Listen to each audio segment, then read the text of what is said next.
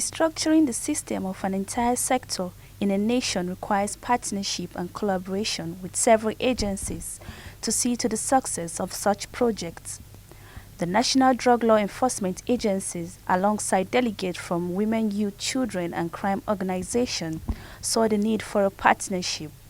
On 2nd June 2021, the NDLEA hosted delegates from the WICO, headed by former EFCC boss Dr. Farida Waziri in the Federal Capital Territory, Abuja.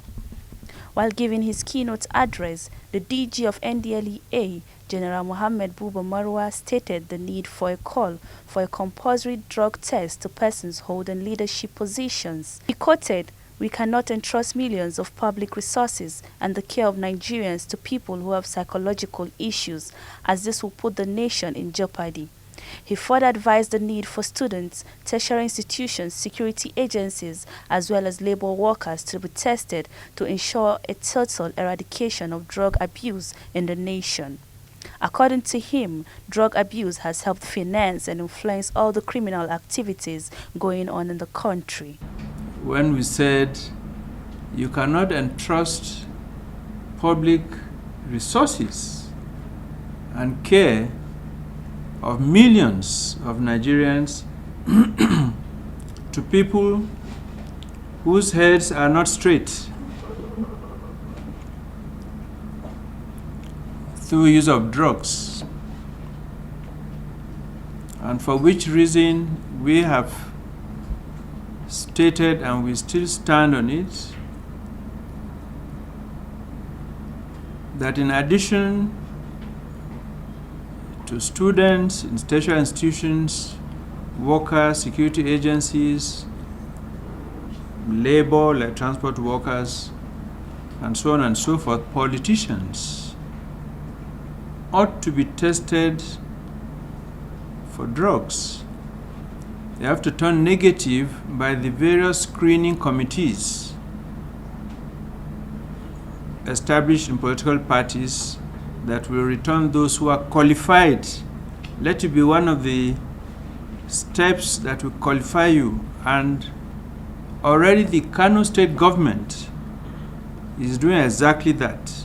You can't run in Kano state for office, whether it's councillorship or house, without first doing a drug test. Very important. It is for this reason, to curb the use of drugs, that we have moved forward to encourage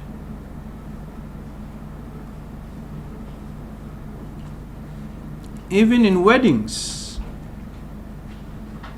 the same way that now couples have to demonstrate HIV negativity and so on, you must challenge the spouse to prove that he is not, or he or she does not use drugs. Because if you put the question before any Nigerian, do you want your daughter to marry a drug addict? Or your son to marry a lady who is a drug addict? You say no. And with this step, the rate of drug abusers will drastically reduce, as over 50 million Nigerians are said to be drug abusers. According to Dr. Farida Bala, the delegate of WICO, she stated the need for the WICO organization to partner and collaborate with NDLEA to help in the fight. She further added that if this strategy is welcomed and put in law, this will scare and discourage youth from drug abuse, especially if they are being denied leadership position and other benefits due to their indulgence in drugs. On her last note, she saw the need for the collaboration and support of the Women, Youth, Children and Crime Organization with the NDLEA to discourage drug users in preparation for the upcoming 2023 election. I'm ready to partner with NDLEA, especially because with the 2023 general elections approaching, the time is almost upon us when desperate politicians, as is always the case and their habit, will start stockpiling illicit drugs and weapons to give our youth to foment trouble while they keep their own children out of harm's way in Ivy League schools in Europe and America. Our concern for youth are not misplaced. We have every reason to be alarmed. The number of arrests and drugs seized in the past 4 months alone pointed a grim picture, which indicate that Nigeria is now an illicit drug user country, not a transit country for drug trafficking anymore, as was suspected or was the case. In the light of the available facts, it is now understandable why there has been an exponential increase in crime waves across the country. Recently, we all read with horror story of a 20-year-old in Akwa Ibom who lured a young woman looking for a job to his house, raped, killed, and buried her before he found his way to Cross River. The magnitude of drugs in Nigeria today, especially the youth. And when I retired as AIG in 2000, I formed WICO because of this very reason, Women, Youth, Children and Crime Organization. And if you're observant, I've been doing it very quietly. I've been going to motherless babies, I'm going to IDP camps, I've been going to prisons, I've been doing it very quietly. But with this, when General Marwa came and I realized that it's not route, that the drug is just a route transit, but most of our youth, I have lots of stories to tell, even when I was Commissioner of Police, about youths abusing themselves with drugs and doing so many heinous crimes, which some you may not even want to say it, a lot of them. So I'm very concerned as a mother.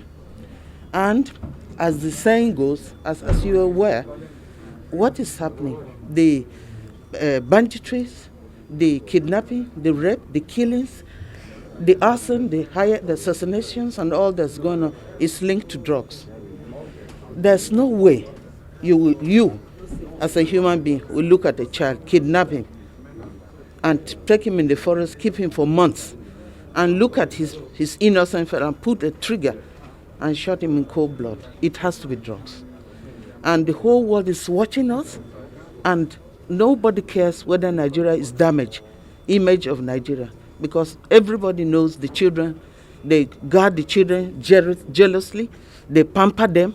How can we now be violating our own children in this era? So that's why I'm very, very concerned. I mean, if you lose your child, and the people they are kidnapping their children, they are poor civil servants, they are traders, but they want to get some money from them, keep their children, violate them, and sometimes kill them. It's very unlike Nigeria. The prevalence is completely out of hand. To say that nearly 15 million Nigerians are drug users, it's completely unacceptable. All steps have to be taken, including thinking out of the box, to cut this number down. And this is certainly one of the ways for the drug demand reduction. When you believe that there's something important at stake, and if you are found positive you will not get that, the sensible thing to do is to quit. That's the reason. Because NDLEA cannot do it alone, we are calling on all Nigerians, government, CSOs, NGOs like themselves, your good selves, media, very important at advocacy. So we need all hands on deck. And we have listened carefully to what they have been doing in this terrain, and we're going to work together with them for the common objective of bringing the prevalence low. The drug demand reduction has to be given equal priority and prominence to the drug supply reduction. So it's not all about seizures and arrests.